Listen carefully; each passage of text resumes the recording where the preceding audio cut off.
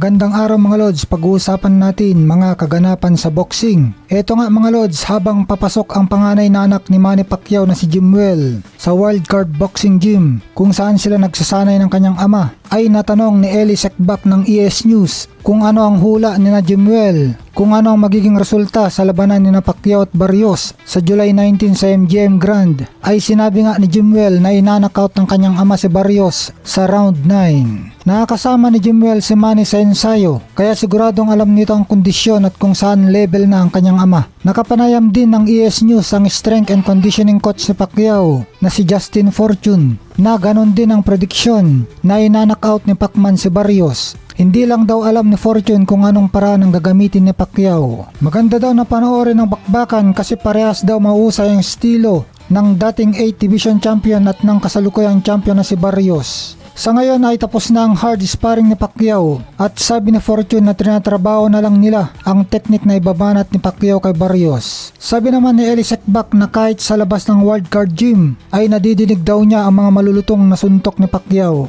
Matindi naman ang paghanga nitong si Seckbach kay Pacquiao. Halos lahat ng galawan ni Pacquiao sa training ay nakocover niya at nire-report niya.